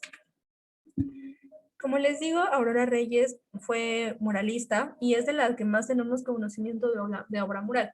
Contextualicemos un poquito lo difícil que implicaba ser muralista, mujer muralista en México. Estos son datos que vienen de un estudio que hace poquito se publicó de una autora que se llama Dina Komisarenko. Ella es de las pocas personas que se han dedicado al estudio de la obra mural femenina y ella justo hablaba de que de los 260 muralistas documentados en el país entre 1920 y 1970, solo 33 eran mujeres, lo que quiere decir que el 13% de los muralistas en México son mujeres. El promedio de obra de las artistas es de 3 obras por cada una. Y si lo contrastamos con el promedio de obra mural con los hombres, es un abismo increíble, porque cada hombre en promedio pintaba 20 murales. Principalmente esto porque a las mujeres, como les digo, no se les cedían espacios. A los hombres generalmente se les daban espacios gubernamentales u oficiales. Por ejemplo, lo que es Palacio Nacional, lo que es la Secretaría de Educación Pública, lo que es palacios municipales, lo que son congresos. Principalmente ahí es en donde encontramos a los hombres, pero a las mujeres es más difícil encontrarlas en otros espacios. Ellas las encontramos en balnearios, en clubs, en museos, en iglesias, en restaurantes, en espacios que probablemente podrían parecer como un poco más X, pero que si lo vemos como desde el punto de vista del sentido del muralismo, pues encontramos que realmente ellas estaban haciendo la chamba de democratizar lo que significaba el compartir un mural. ¿Cuánta gente se va a meter, cuánta gente común en 1930 se iba a meter a Palacio Nacional para poder ver los grandes murales de Diego Rivera? Era más fácil que los vieran en un restaurante o en un balneario a que se metieran en edificios gubernamentales. Entonces, esta parte como un poco más paradójica me parece un poco más interesante porque creo que las mujeres muralistas sí lograban el cometido de democratizar y de socializar el conocimiento a partir de los murales, porque pues, son espacios un poco más comunes. Por otro lado, aquí tenemos a otra mujer muralista, a la que también podremos tratar como de analizar a partir de el cómo la maternidad hace que muchas mujeres no puedan desarrollarse al 1000% en estos espacios. Ella es Reina Lazo. Reina Lazo ayudó muchísimo tiempo a Diego Rivera en murales. De hecho, podríamos decir que Reina Lazo es de las que principalmente terminaba y o concluía el color o algunas figuras de las obras de Diego Rivera. Ojalá algún día alguien diga, ay, a Diego Rivera le terminaba sus obras Reina Lazo. Ojalá algún día alguien así lo critique. Esta obra que estamos viendo abajo, que es la obra del Hospital de la Raza de Diego Rivera, ella pues terminó y contribuyó muchísimo en lo que fue como el coloreado y el moldeado, pero ella también se dedicó muchísimo tiempo a la pintura mural. De hecho, si algún día van al Museo de Antropología e Historia de la Ciudad de México, pueden encontrar que hay una sección en donde están todos los murales y las réplicas de Bonampak, que pues justamente se descubrieron en el periodo en el que se empezó como a crear el Museo Nacional de Antropología en 1960 aproximadamente. Ella lo que hizo fue meterse a un concurso para poder ser la persona que diseñara y que pudiera copiar todos los murales de Bonampak. A ella muchísimo tiempo le dijeron que no porque tenía una hija y la estuvieron criticando muchísimo porque le decían, ¿en dónde vas a dejar a la niña? ¿Qué vas a hacer con la niña?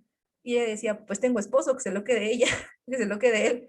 Y pues a grandes rasgos sí lo hizo, ella ganó el concurso, ella fue quien reprodujo toda esta obra mural, que inclusive si un día también en la Ciudad de México van al Metro Bellas Artes, ahí podemos observar uno de sus murales olvidados y aventados, porque pues a nadie le importa. Pero ahí están, en Bellas Artes, ahí públicamente lo pueden encontrar, y pues ella estuvo muchísimo tiempo haciendo las calcas y la recomposición de todo lo que fueron los murales de Bonampak.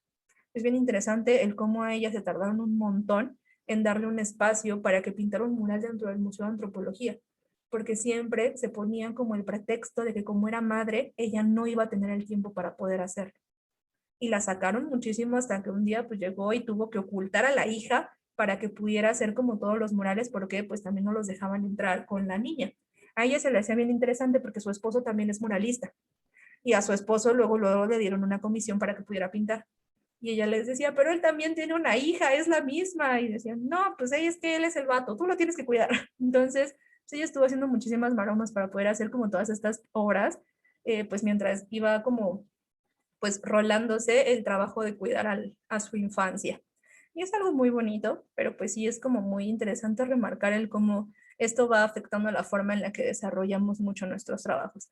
Esta otra pintura que vemos que es Tierra Fértil es una obra que pues creo que terminó en Guatemala, porque justamente Reina Lazo es de origen guatemalteco, pero pues terminó viviendo muchísimos años aquí en México, y que justamente vemos cómo cambia la dinámica y la forma en la que nos presentan el cuerpo femenino. Estas obras son un poco más impactantes.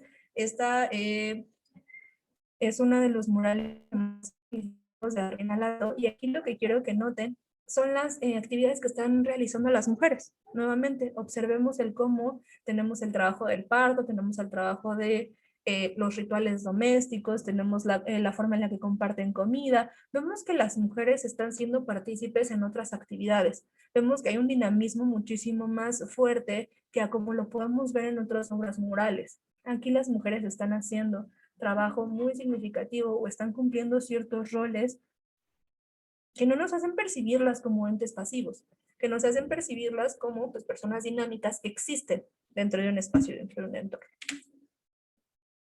Aquí estamos observando a otra mujer que pues es Lola Cueto. Ella fue de las primeras mujeres en ingresar a la Academia de San Carlos, que en ese momento ya era Escuela Nacional de Bellas Artes, y ella contaba que dentro de su grupo, cuando ella ingresó, era la única mujer. Ella compartió este espacio con David Alfaro Siqueiros, y justamente como se dio cuenta de que muchos de otras personas, no solamente mujeres, sino personas que tenían escasos de recursos, era muy difícil que entraran en estos espacios, ella fue una de las personas que, pues junto con otro grupo de compañeros, fundaron lo que fue en las escuelas de pintura al aire libre, que era una forma de combatir estos espacios cerrados en donde pues simplemente aceptaban a quienes tuvieran el privilegio de poder acceder a la educación artística.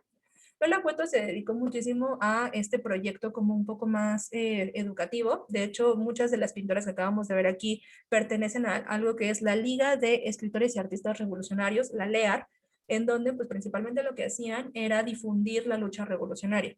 Lola Cueto tenía una visión en donde para poder hacer una difusión efectiva de la educación en niños se tenía que hacer algo más dinámico, y se dedicó muchísimo tiempo a lo que fue el teatro guiñol. Adaptaba muchísimas ideas que tenía y muchos cuentos para poder educar a las infancias. Y mucho de lo que vemos en su obra, que pues ella fue impresora, fue pintora, fue grabadora y también creó como muchísima obra de títeres, manual. Ella lo que hacía era tratar de diseñar personajes capaces de impactar en la vida de las infancias. Pues sí, se pueden leer como las obras que escribían, cositas así, son sumamente divertidas, tienen un humor muy bonito. Por último, y ya para acabar, voy a tocar algunas cuantas fotógrafas que también pues viven una invisibilización horrorosa y terrible. Y este de aquí es Lola Álvarez Bravo.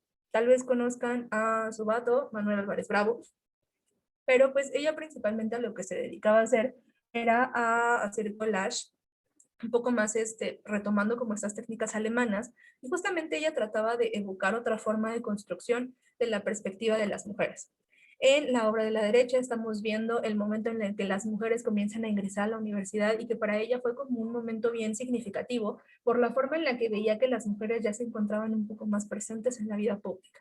Y en la obra del lado izquierdo vemos este contraste, en donde pues también ella está hablando de la forma en la que sí misma percibe la forma de su propio cuerpo, el cómo lo dinamiza, el cómo cambia la manera en la que percibe el mismo, como la misma pose y el cómo lo complementa con otros elementos estéticos de su alrededor. Para acabar, tenemos aquí una pintora, no es una pintora, es una fotógrafa que fue una transterrada y que en este momento, pues, lamentablemente tampoco voy a tocar a nuestras transterradas favoritas, pero ella es Catión. Ella me parece muy significativo nombrarla como lo que fue una fotógrafa anarquista, que justamente lo que trataba de hacer era retomar este mundo surrealista, pero tratar de hablarlo desde el cómo las mujeres experimentaban este surrealismo. Muchas de sus fotos se centraba en crear este tipo de escenas y este tipo de dinámicas en donde pudiera complejizar los sueños desde la mirada femenina. Ella era muy amiga y aquí podemos encontrar otro dinamismo en la forma en la que se crean estos grupos de mujeres que pues, justamente se apoyan entre sí mismas para poder crear y ser.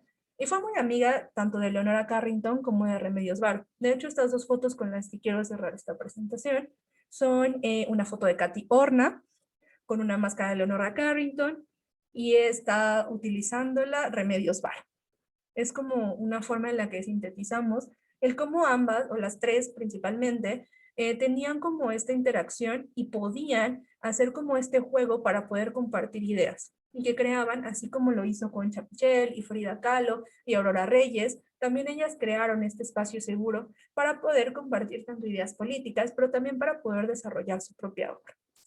Por último, y ahora sí, ya para terminar, los dejo con una frase de Adrienne Rich en una de sus obras, en donde ella comenta que la revisión, el acto de mirar hacia atrás, de mirar con ojos frescos, de ingresar a un texto antiguo con una nueva dirección crítica, es para las mujeres más que un capítulo en la historia cultural, es para las mujeres un acto de supervivencia.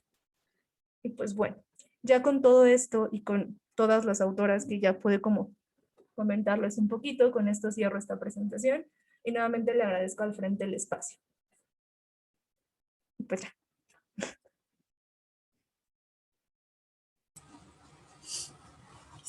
Muchas gracias, Marisol. En realidad, acabas de darnos un panorama súper precioso de muchos artistas que desgraciadamente pues no tenemos presentes. Y pues tenemos algunas preguntas pues, que nos gustaría saber tu percepción de ello, ¿verdad? Muchas gracias, es precioso. Bueno, primero es, ¿cómo consideras que podríamos aportar para visibilizar más a las mujeres en el arte? Darles compartiendo el trabajo de todas. A lo mejor puede parecer como algo bien X, pero el hecho de que un día, no sé, en lugar de llegar y decir, ay, voy a compartir esta imagen del Instituto Nacional de Bellos Memes, compartamos el trabajo femenino. No un día nos pongamos así a checar y incluso le busquemos en Google, mujeres artistas. Como encontremos una sola obra y la compartamos en nuestras redes o le platiquemos a la vecina, a la amiga, a nuestra mamá, quien sea, que existe, es una forma de nombrarlas y de hacerlas presente. No necesitamos ser investigadoras del Instituto de Investigaciones Estéticas de la UNAM y tener todos los medios para poder compartirlo. Podemos incluso compartir lo que hacen creadoras de contenido con respecto de arte. Hay un montón de proyectos que podemos encontrar en Instagram, que podemos encontrar como en cualquier red social y que es fácil como irlo compartiendo. Hay un proyecto bien bonito que se llama Mujeres en el Arte, que es de una colectiva que también hace poco lo que hacía era compartir carteles de desaparecidas, pero también comparten a mujeres artistas que crean estos proyectos. Esto es una parte en cuanto a mujeres que pues ya estuvieron en la historia y que las dejamos ahí olvidadas. Parte importante es recuperarlas y hablar de ellas, pero también apoya a tu compita que ahorita está creando. Hay un montón de mujeres que están dentro de lo que es el arte digital, dentro de lo que es el artivismo, que son las que nos comparten como gráfica, las que nos comparten en Instagram su trabajo, pues también compártelo, porque también muchas de ellas no se creen el hecho de que sean artistas, a pesar de que lo son. Y a pesar de que la labor que hacen en el arte digital es increíble, muchas desvalorizan muchísimo eso, porque siempre piensan, pues es que yo no soy tan buena. Entonces, demos el reconocimiento que merecen y tratemos de compartirlo. Lo mejor que podamos hacer para terminar con esta invisibilización justamente es visibilizar. Y visibilizar a veces es bien fácil. Muchas gracias. Sí. Bueno, nos mencionaste durante la plática que socialmente se desvaloriza el arte, ¿no? De que, está muy bonito, pero eres mujer. O sea, es inmediato el rechazo al arte de las mujeres. ¿Cómo podemos rechazar esta socialización para valorar más el arte de las mujeres? Pues esto siento que ya proviene un poco más de nuestra propia deconstrucción, porque a veces creo que esta socialización con la que crecemos las mujeres es tan fuerte y tan significativa que incluso hasta la fecha, a pesar, y lo digo sin afán de ser grosera, pero pues también, inclusive dentro del movimiento feminista, luego vemos cómo entre nosotras nos tiramos, ¿no? Y es como de, ella no es tan feminista como yo, y es que ella no es tan buena. Esta socialización que inclusive vemos aquí presente es justamente lo que nos hace desvalorizar el trabajo de otras, independientemente del área que sea. El hecho de que pues no seamos capaces de un día decir, ok, a lo mejor comparto postura con esta compa, pero pues estaría chido que habláramos porque toda la vida lo que nos han hecho creer la sociedad es que somos rivales. Entonces, en lugar de seguir manteniendo esta rivalización, pues tratemos de hablar entre nosotras. Esto que es algo tan básico, también aplicaría mucho en la forma en la que vamos difundiendo el trabajo de otras y en la forma en la que vamos releyendo el trabajo de otras. Es como un tema bien importante desde el punto de vista de la sororidad, porque a veces como que se confunde mucho esto de que es, ay, pues vamos a encubrir a nuestra compa que pues está siendo grosera. No, no se trata de eso. Esto se trata de que podamos como hablarnos, de que podamos dedicarnos a tener como este diálogo importante y a no desvalorizar lo que hacemos a partir del pensar que la otra está mal y yo estoy bien. Este síntoma como de egocentrismo siento que es lo que hace que no podamos salir de estas dinámicas y que permean en todos nuestros aspectos de la vida. Lo digo como muy en general, así como de, ay, pues nada te cuesta platicar con tu compa de al lado, porque justamente eso lo vamos permeando en otros aspectos de nuestra vida. Por ejemplo, pues a lo mejor a una mujer pues le pisoteo su trabajo y ya, ¿no? Y pienso que ahí se queda en la forma en la que interprete su trabajo. Pero en realidad eso también está permeando en la forma en la que yo me llevo con otras colectivas, a lo mejor en la forma en la que yo me llevo con mi jefa y también a mi mamá le estoy desvalorizando el trabajo que hace en la casa. Entonces, creo que esto tiene como muchísimo que ver con la propia deconstrucción y hasta que no podamos repensarnos desde nosotras mismas y poder hacer como toda esta chamba de interiorizar que no somos rivales, que no somos competencia y que debemos de mantener como este pacto, pero un pacto chido, ¿no? Un pacto del hecho de, pues voy a encubrir a todas mis compas.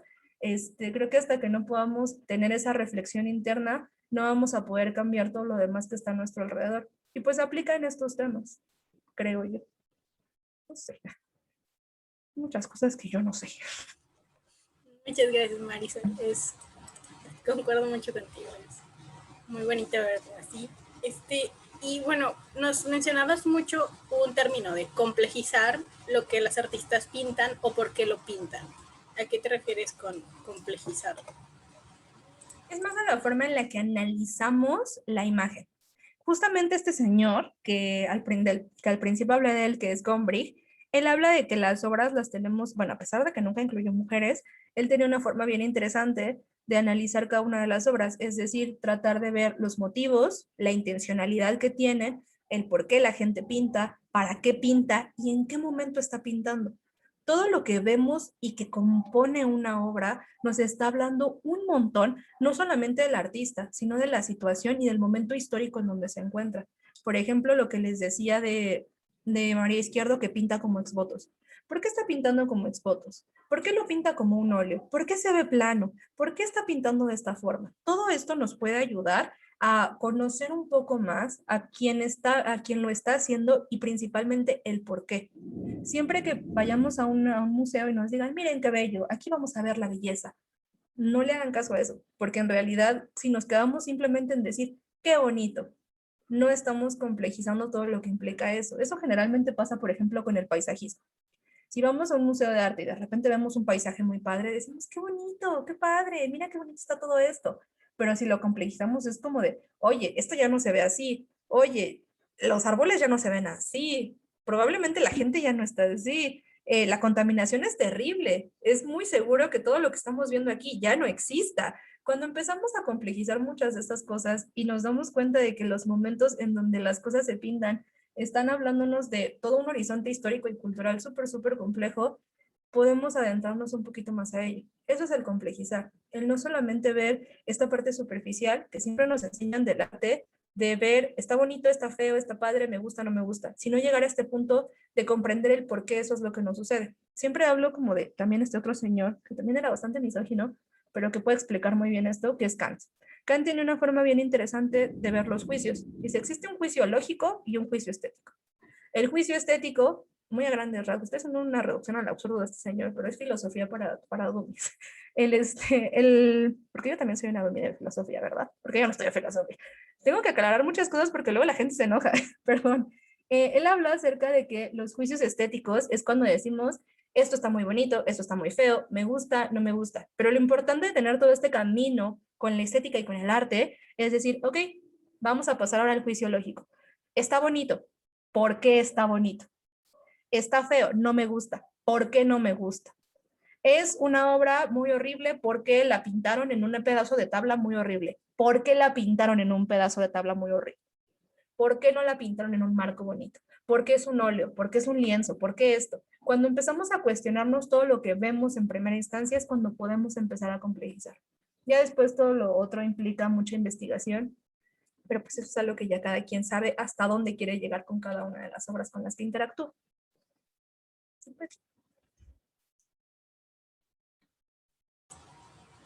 Gracias. Y pues, bueno, nuestra última pregunta aquí, aparte de que mencionaron que aman y respetan a Aurora Reyes, es ¿cuál es la pintura que se te ha hecho más emotiva o la que más te ha marcado?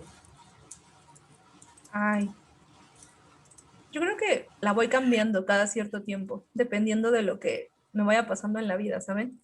Por eso les decía que yo soy muy fan de este señor, de Diego Rivera, que yo la primera obra que vi en toda mi vida de pues, ese señor fueron los murales de Palacio Nacional. Yo el día que entré a ese lugar, a Palacio Nacional, que incluso la obra me la explicó un guardia de seguridad, no fue no fue alguien que la diera, ¿no? Sino porque fue el guardia, porque pues él todo el día estaba ahí, tomaba las visitas diario. Entonces yo me acuerdo que llegué de niña y le empecé a pegar a la pared. Dije, pintura, pintura, pintura, porque era una niña yo muy hiperactiva. Entonces esa obra, cuando me la empezaron a explicar, cuando vi la monumentalidad de la obra y cuando vi como que todo lo que estaba ahí, dije, ¿qué pedo? Yo me tengo que dedicar a esto. Y pues justamente por ese señor me dediqué a la historia de arte. Les digo que esto va cambiando en diferentes momentos de la vida, porque después de eso a mí me impactó muchísimo todo lo que eran los carteles de propaganda. Esta imagen que vemos como súper importante en el feminismo del We Can Do It, yo decía, wow, qué padre, el empoderamiento de las mujeres. Me puse a investigar y me di cuenta de que fue una propaganda capitalista para que las mujeres entraran a la fuerza y a la mano de obra de trabajo. Y dije, ay, he vivido engañada. Y dije, bueno, ya no importa, ¿no? Luego seguí investigando y otra de las obras que me impactó muchísimo fue un día encontrar pues obra de Frida, porque yo la odiaba también, o sea, porque yo pues amaba a Diego, ¿no? Y yo la detestaba, yo veía a Frida y decía, vieja, horrorosa, cochina, a pesar de que también soy bisexual, ¿no? Era como de, qué terrible. Y un día encontré la de unos cuantos piquetitos y dije, ¿qué pedo, no? Y me puse a leer y hablaba justo, o sea, la interpretación de esa obra es que, ay, estaba hablando de cómo Diego la lastimaba. No, le impactó muy cabrón ver en el periódico que a una mujer, su esposo, alguien que se supone que la quiere, la acuchilló 27 veces. No lo está diciendo por Diego, no todo se trata de Diego. Y pues esa me volvió a impactar así como de, oh, qué bonito. Bueno, no qué bonito, fue muy fuerte. Y actualmente la última que me impactó muchísimo es una obra de Judy Chicago, si pueden, búsquela. Ven cómo poco a poco uno se va volviendo más feminista y va metiéndose más en el camino. Vean cómo aquí es un camino como largo y sinuoso camino al feminismo. La última es una obra de Judy Chicago, que es una artista feminista, y justamente ella hizo una obra que se llama The Dinner Party. The Dinner Party es una obra enorme en donde hay, creo que 27 lugares puestos como en triángulo, que justo emulan una vagina, en donde ella coloca diferentes platos para todas las mujeres importantes en la historia que fueron invisibilizadas. Y no solamente les coloca sus platos, sino que se pone a investigar artes aplicadas, justamente bordado, cerámica, y yo siempre digo bordado y cerámica, pero sé que hay más, pero en este momento y en toda la presentación creo que nunca vinieron a mi memoria, pero por ejemplo todas estas artes aplicadas las investigó y a partir de ello a cada una hizo en su lugar algo significativo. Esa obra le tardó 10 años en hacer, pero en toda la parte de la obra que hizo, que es pues, básicamente una instalación, están 27 mujeres importantes en la historia. Y en el piso están bordados los nombres de otras creadoras y otras artistas. Eso últimamente para mí fue como bien impactante, porque es el esfuerzo que las mujeres feministas, pues principalmente que se dedican a la academia y al arte, están haciendo. Buscar archivo, rascarle y recuperarlo, porque justamente también la última que me impactó muchísimo fue Archiva de Mónica Meyer. Incluso yo la veía y decía, esa señora es increíble, yo un día que la vea la abrazo, porque va así como con todo su archivito, o sea, lleva como un archivero y va como por todos los congresos feministas repartiendo obra de mujeres feministas. Se me hizo súper bonito, pero justamente está como esta preocupación ahorita de lo que es el recuperarlo a partir del archivo, de no borrar nuestra memoria, de que ahorita todo lo que hagamos, todo lo que veamos en marchas, todo lo que tengamos aquí, hay que guardarlo un montón, hay que subirlo a YouTube, hay que meterlo a Instagram, hay que tener archivos, hay que tener acervos para que en algún momento, cuando alguien quiera saber si existimos mujeres en el pasado, sí, sí existimos. Y aquí está la prueba y el archivo de que existimos y que resistimos muchísimo, porque incluso nos tuvimos que rifar la chamba de buscar a las de atrás. Entonces, pues últimamente como que estas obras que van más enfocadas en el archivo son lo que más me ha pegado, pero siempre cambia. Mañana puede ser una distinta, pero pues por lo menos así fue el camino. Muchas gracias, en serio, o sea, gracias por nombrarlas y traerlas al presente una vez más, ¿no? Y cada vez, por compartirnos todo tu conocimiento y pues acompañarnos en este espacio. Ahorita le voy a pasar la palabra a Juliet. Pues, gracias. Sí, Marisol, muchísimas gracias por, pues para empezar, por registrarte para este evento. La verdad, pues buscábamos tener justamente este alcance para darle espacio a mujeres que no sean las que ya conocemos y que ya hemos escuchado varias veces. Entonces, muchas gracias por registrarte, por compartir un poco de tu tiempo y de tu conocimiento con nosotras. Y pues nada más como comentario, o sea, yo sé que tú también lo dijiste, no quiero hablar de Frida Kahlo, yo también luego hablo de arte, digo, no voy a hablar de Frida Kahlo, pero luego hablo de ella y es un rant, entonces me emocionó mucho poder escucharte y escuchar también cosas que yo había dicho, ¿no? De que y la gente me dice, es que ¿cómo Frida va a ser invisibilizada? O sea, yo les digo, es que Frida le hemos hecho mucho daño a su figura. O sea, Frida tiene un arte muy interesante y tiene un mensaje muy interesante, pero no la vemos así, la vemos como este símbolo de la identidad mexicana, del mexicanismo, lo que tú hablabas. Pero no hablamos, por ejemplo, de sus abortos, de su arte sobre el aborto o de su arte sobre el feminicidio. Y la verdad, yo sé que a mí no me preguntaron, pero a mí una pintora que me llega mucho emocionalmente es Frida, justamente por eso, porque la forma en la que expresa el dolor, para mí, o sea, yo conecté con ella y no la solté. Entonces, bueno, nada más un comentario hacia el aire. Y pues sí, muchas gracias por compartir tu conocimiento. Yo ahorita voy a dar unos avisos parroquiales, no sé si tú quieras, Marisol, dar también unos comentarios finales antes de ya irnos. Pues voy a hacer una autopromoción desvergonzada y ya. Por otro lado también, hermana Juliet no está sola, yo también hablo mucho de Frida Kahlo por lo mismo. Y todo eso que comentaste, a mí también, ¿no sabes cómo me enoja cuando estoy como peleándome con la gente? Justamente hace poquito inicié un artículo que pues está en parte del aviso parroquial, ¿no?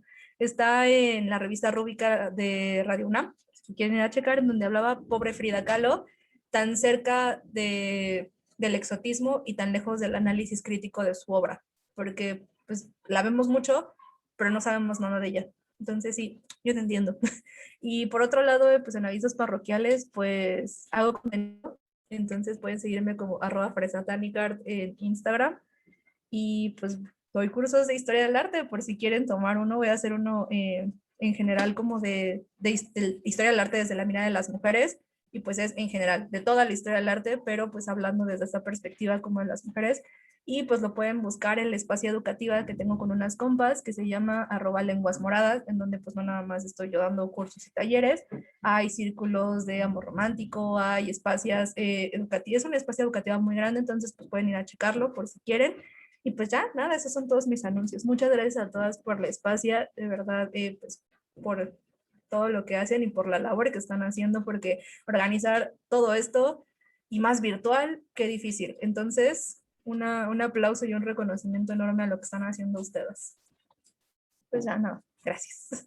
Muchas gracias, Marisol. Y pues de aquí yo la verdad me llevo muchas cosas, muchísimas cosas de pues seguir complejizando todo el arte, no solamente el arte en el museo, sino todas las expresiones audiovisuales que nos tocan día a día.